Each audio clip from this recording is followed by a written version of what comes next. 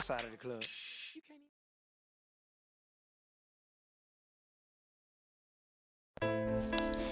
Alright, hello guys, my name is Lionel. I am from Georgia. I have recently acquired the services of the People's Note and the Texas Paralegal guy, aka Mr. Millhouse. Now, as you can see, my current credit scores are: my TransUnion is 640, Experian 626, Equifax is 613. Now, I've gotten them where they are through my own efforts up until this point, but I'm stuck, and I really can't move any further because the credit bureaus are they're not complying with the FCRA regulations, and I'm basically pointing out, and I've been submitting complaints with the Consumer Financial Protection Bureau, and I'm pointing this out, but nothing's changing. So I've decided that basically going forward that I'm just going to let the professionals handle it.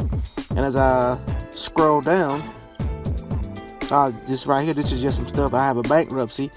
The bankruptcy came, I think I filed for bankruptcy in 2010. My student loans actually forced me into bankruptcy because I had to, my 6-month grace period was up after I graduated in 2009, and they wanted their money, and I couldn't pay them because I had other expenses. So I actually had to end up filing bankruptcy just so I could pay my student loans back.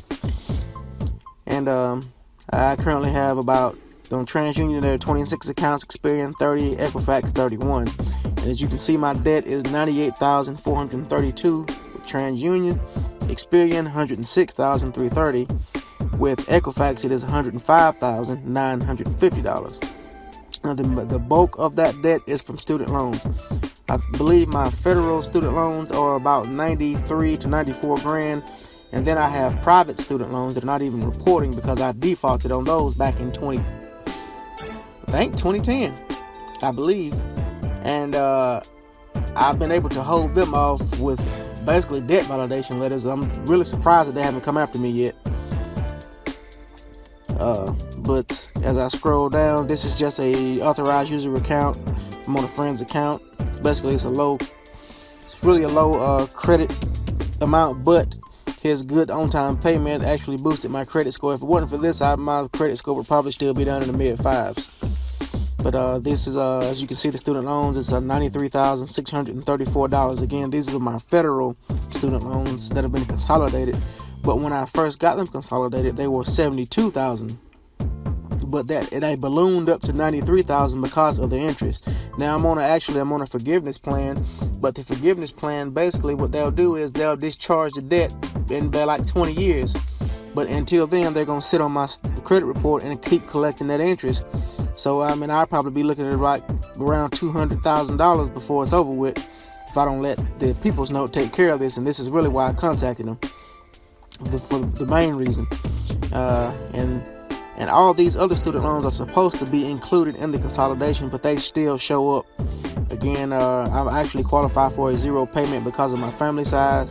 But again, it's just sitting there on my credit report, collecting that interest. It's got my debt to income ratio on the chokehold. So hopefully the People's Note can get this stuff off my credit. And I'll just scroll through here. I have a few accounts in good standing. I'm gonna keep those accounts. But like just more student loans. These are all student loans for the most part. This is actually a repo. I ended up losing my job in 2015, and this repo, they did not actually follow the codes or the laws when they repoed my car. And basically every time I dispute this, they always respond with voluntary surrender. I let them know I didn't have a job, because the car came from a buy here, pay here dealership, and it has one of those sure pay starter disables on it. If you don't pay the car payment, the car won't start. I just let them know that I had already secured another job, but I wouldn't be able to start that job until the end of the month, and they said it was okay. Then they came and snatched the car up anyway. But they're calling it a voluntary surrender, and I've disputed this account several times, and the paperwork they've sent me is basically proof that they didn't follow the codes, but the credit bureaus are still not cooperating. Again, more student loans. This Portfolio Recovery Associates, these guys right here, I'm telling you the truth, I've actually offered to pay them in exchange if they would show me the original instrument of indebtedness, and they basically told me that they don't need a contract because they bought the debt. They don't care about none of the other stuff I was talking about. They don't care about the FCRA. All they know is they bought the debt, so I owe them the money. So I've been disputing these accounts since 2017, and they are not cooperating. So I just said, you know what, I'm just going to contact the Texas paralegal guy and the People's Note, and I'm going to let them hit y'all across the head since y'all don't want to cooperate. But these are just a few more accounts, more student loans. Hopefully I'll have an update for you, and I'll have good news.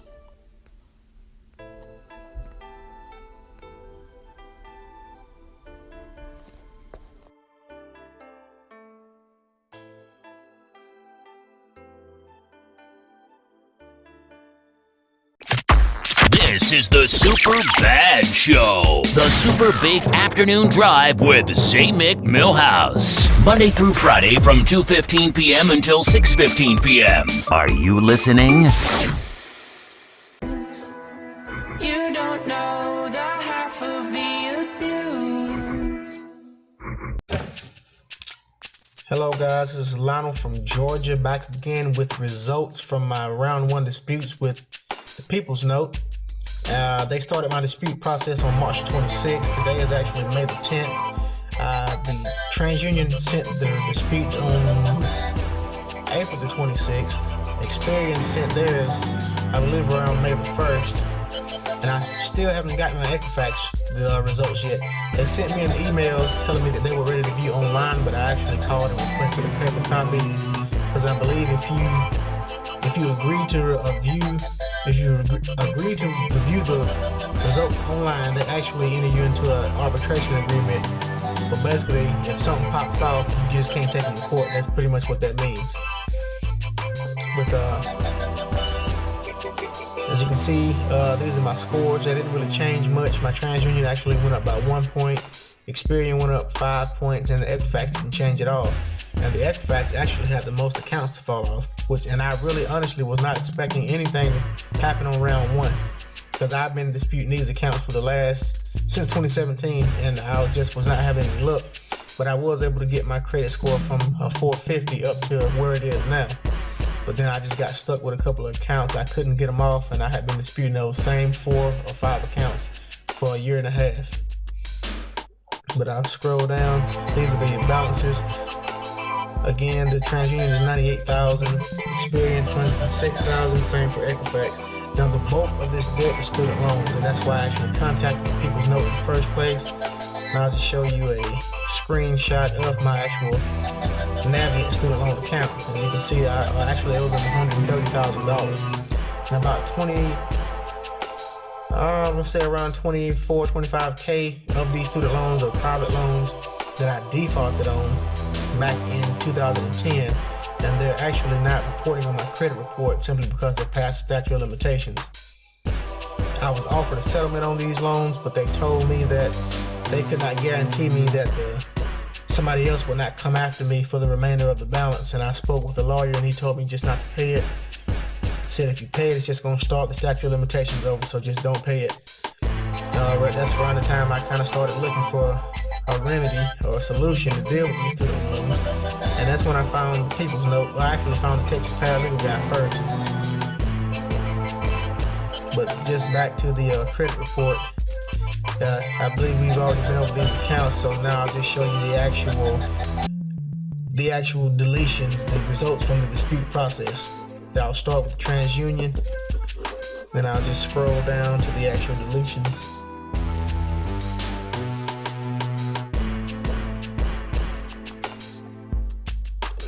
Alright, here you go, your investigation results. Capital One Bank USA, this file got deleted. Credit One Bank, this file got deleted, and this one was reporting twice because they were reporting it as a charge-off or a default, and then the collection company was reporting it too. So I'm really glad that one fell off. And then I have Sally Mae, that's a student loan, that got deleted. And that is pretty much it for the deletions. Everything else is just saying updated. It's actually saying not specified for the update, and that's the first time I've ever seen that. But now we're gonna go to the Experian round, the Experian results, and I'll scroll down to the actual accounts.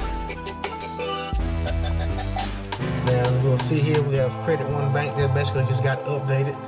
U.S. Auto Finance. This was the repo that I was telling you about.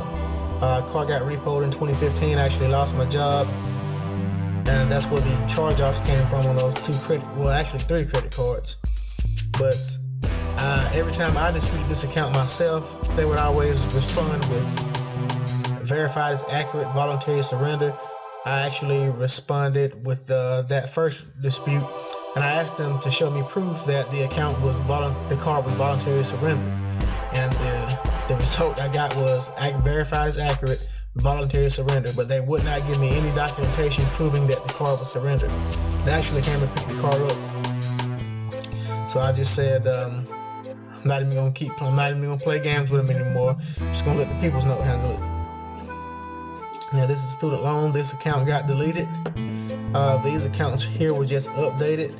All these accounts were actually supposed to be under the consolidated account. I had my loans consolidated into one payment, but for whatever reason my account was still showing, it was showing the consolidated account, and then it was showing these accounts too, so it was making my credit report look a lot worse than it really was.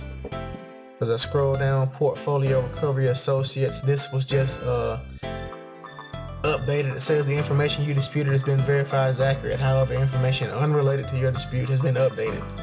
Please review your report for details. This probably just means I changed my address. But these guys, I actually offered to pay them if they could show me the contract that I signed, because I actually called Capital One, that's where this account came from, and I asked them for the same information, and they told me, Capital One actually told me that the only thing they had was a billing statement and the actual application where I applied for credit. And when I called Portfolio, they actually told me that they didn't need a contract. The fact that they bought the debt obligated me to pay the debt. And they actually told me this. So just going on further, this is a student loan right here. It's got deleted. That's 4 student loan accounts that got deleted. And although they look the same, if you actually pay attention, the numbers do slightly just differently. Just keep scrolling. Those accounts just got updated. And I also have a deletion from Credit One Bank. But I really want to direct your attention to the public records.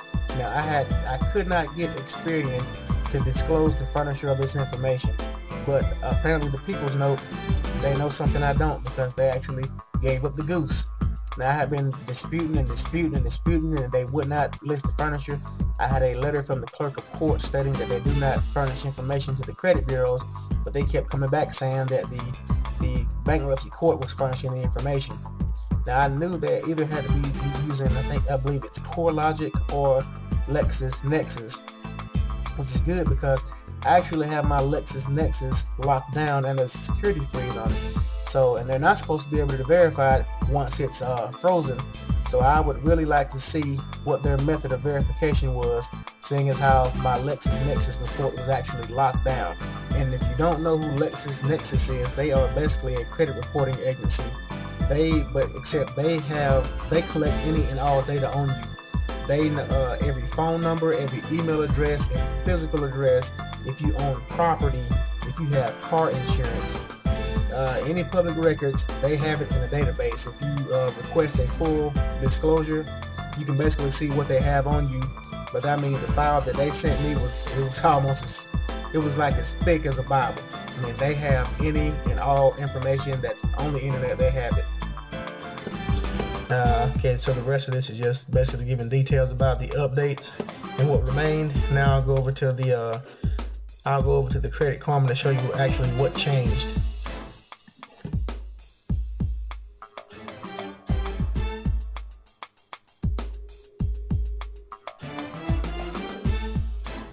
Alright, now as you can see, it says we found 18 changes to your Equifax report. Now these credit scores differ. Now I know they're showing like 640 on the other one, but I never know, because usually my credit, when I actually pull my credit scores from the actual website, they're always higher than they are on Credit Karma. so I don't even really pay the credit score any attention. But this I do. It says 18 accounts were removed, and these are all student loan accounts.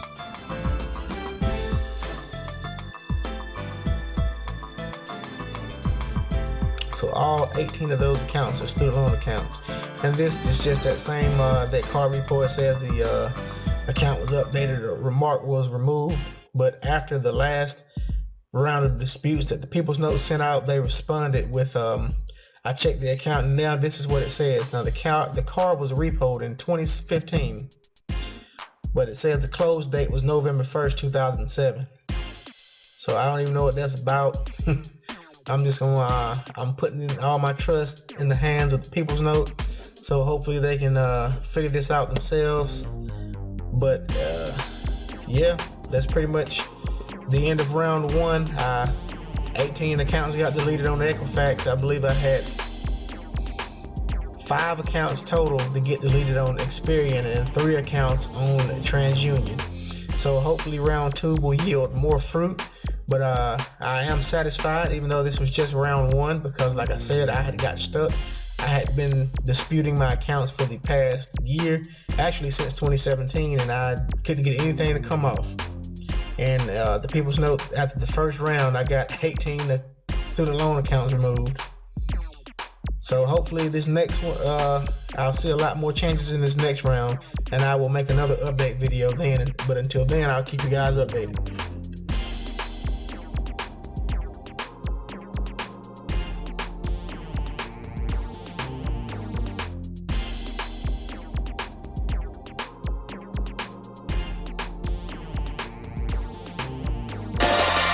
Check this.